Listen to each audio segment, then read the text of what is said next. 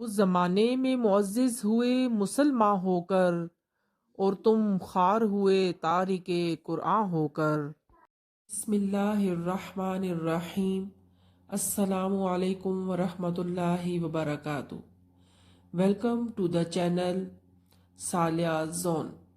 Respectable audience, اگر آپ اس channel پر نئے ہیں تو پلیز ویڈیو کی جانب بڑھنے سے پہلے اس چینل کو لائک، شیئر اینڈ سبسکرائب لازمی کر دیجئے۔ شکریہ۔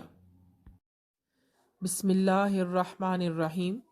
کمپیئرنگ تلاوت کلام پاک کے لیے۔ شاعری ڈاکٹر علامہ محمد اقبال۔ لیا جائے گا کام تجھ سے دنیا کی امامت کا۔ محترمہ ہیڈ مسٹریس صاحبہ، معزز مہمانان گرامی اور میرے ہم جماعت ساتھیوں، السلام علیکم ورحمۃ اللہ وبرکاتہ۔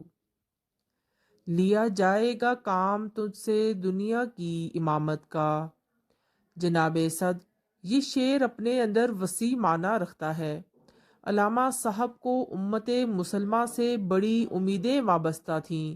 مسلمانوں اسپیشل نوجوانوں سے انہیں بے پناہ امیدیں تھیں۔ جناب عالی، اگر یہ کہا جائے کہ علامہ صاحب کی شاعری قرآن پاک کی تفسیر ہے تو یہ غلط نہ ہوگا۔ جناب صدر، قرآن پاک ہمیں بتاتا ہے کہ اللہ نے انسان کو دنیا میں اپنا خلیفہ بنا کر بھیجا ہے۔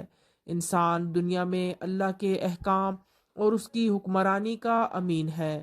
علامہ اقبال نے کیا خوب فرمایا ہے: صفحہ دہر سے باطل کو مٹایا کس نے، نوئے انسان کو غلامی سے چھڑایا کس نے، میرے کعبے کو جبینوں سے بسایا کس نے، میرے قرآن کو سینوں سے لگایا کس نے، تھے تو آبا وہ تمہارے ہی مگر، تم کیا ہو ہاتھ پر ہاتھ دھرے منتظر فردا ہوا۔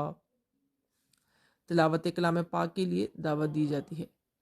ایک اور جگہ اقبال فرماتے ہیں: منفعت ایک اس قوم کی، نقصان بھی ایک، ایک ہی سب کا نبی، دین بھی ایمان بھی ایک، حرم پاک بھی ایک، اللہ بھی قرآن بھی ایک، کچھ بڑی بات تھی ہوتے جو مسلمان بھی ایک، فرقہ بندی ہے کہیں اور کہیں ذاتیں ہیں۔ یہ تلاوت کلام کے لیے دوسرا شعر تھا۔